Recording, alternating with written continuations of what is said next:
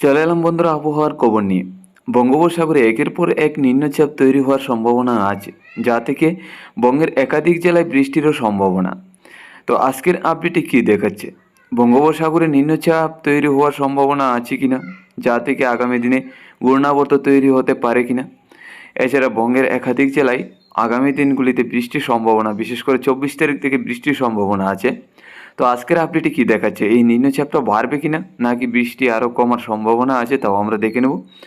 এছাড়া ঘূর্ণাবর্ত মতো একটা পাকের মতো থাকার সম্ভাবনা বঙ্গোপসাগরের উত্তরের সাইড নিয়ে উড়িষ্যা এবং কলকাতার দিকে। এই ঘূর্ণাবর্তের কী সম্ভাবনা আছে। এছাড়া আগামীকাল তাপমাত্রা কেমন থাকবে, ঠান্ডা কেমন অনুভব হবে, ঘন কুয়াশা কেমন থাকবে, তাও আজ আমরা দেখে নেব। আমরা প্রথম দেখে নিচ্ছি নিম্নচাপ, বঙ্গোপসাগরের কী পরিস্থিতি। বঙ্গোপসাগরের নিম্নচাপ দেখে নিচ্ছি, তারপরে যাব বঙ্গের জেলায় জেলায় নিম্নচাপ থাকার সম্ভাবনা আছে কিনা। দেখুন, বঙ্গোপসাগরে আমরা লক্ষ্য করতে পারছি তেমন নিম্নচাপ নেই। থাইল্যান্ডের সাগরে দেখুন একটা নিম্নচাপ রয়েছে, আর এই নিম্নচাপটি বঙ্গোপসাগরে প্রবেশ করবে। তো আমরা যদি আগামী দিনগুলিতে দেখি, আগামী 22 তারিখ 23 তারিখের মধ্যে তেমন নিম্নচাপ বেশি একটু থাকছে না। 24 তারিখ থেকে নিম্নচাপ কিছু প্রবেশ করার সম্ভাবনা বঙ্গোপসাগরে, তাও আন্দামান দ্বীপপুঞ্জের সাইড নিয়ে এই নিম্নচাপটা প্রবেশ করবে থাইল্যান্ডের সাগর থেকে। দেখুন, আমরা 25 তারিখ 26 তারিখের মধ্যে যদি যাই, দেখুন 25 তারিখের মধ্যে কতটা নিম্নচাপ চলে আসলো থাইল্যান্ডের সাগর থেকে আন্দামান দ্বীপপুঞ্জের উপর। তাতে বঙ্গোপসাগরে কিন্তু মোটামুটি নিম্নচাপ 25 তারিখ থেকে লক্ষ্য করতে পারছি। 26 তারিখের মধ্যে গেলে 26 তারিখের মধ্যে মোটামুটি আন্দামান দ্বীপপুঞ্জের উপর এই নিম্নচাপগুলি থাকবে।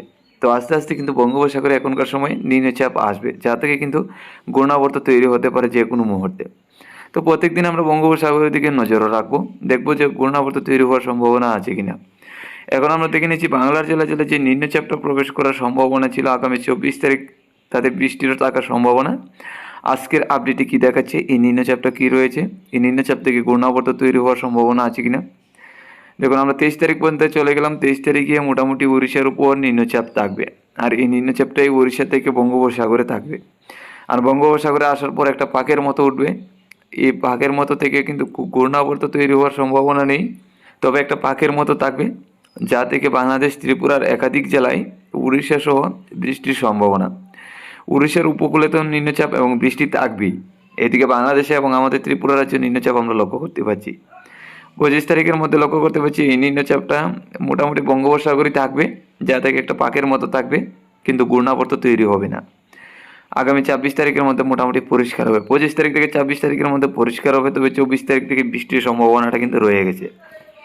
আমরা 24 তারিখ সকাল থেকে যদি দেখি, উড়িষ্যার ওয়া কলকাতার সাইড নিয়ে থাকবে নিম্নচাপ।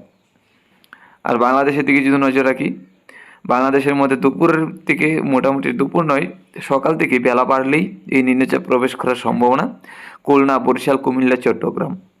তারপর দুপুর যখন হবে তখন কিন্তু আমাদের ত্রিপুরা রাজ্যেও এই নিম্নচাপটা থাকবে।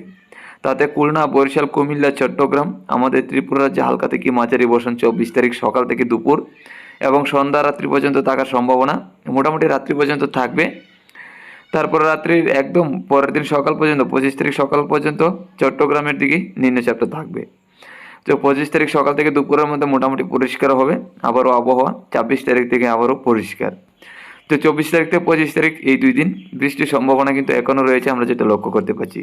চলে এলাম তাপমাত্রায়। আজকে দুপুরের মধ্যে যদি লক্ষ্য করি, বাংলাদেশে থাকবে 20 থেকে 23, সর্বোচ্চ তাপমাত্রা 24-এর কাছাকাছি।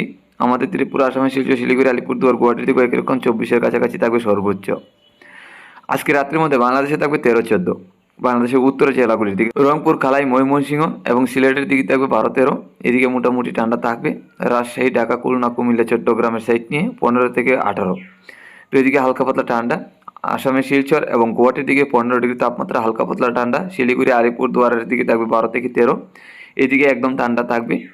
আর আমাদের ত্রিপুরা রাজ্যের জন্য জোড়াকে আজকে রাত্রির মধ্যে আমাদের ত্রিপুরা রাজ্যে থাকবে 15 থেকে 16, হালকা পাতলা ঠান্ডা থাকবে, তেমন বেশি একটু ঠান্ডা থাকছে না। আগামীকাল সকালের মধ্যে সর্বনিম্ন থাকবে 11 ডিগ্রি তাপমাত্রা আমাদের ত্রিপুরায়, তাতে 11 থেকে 13 থাকবে তাপমাত্রা। তো মোটামুটি সকালের দিকে ঠান্ডা থাকবে অনেকটাই।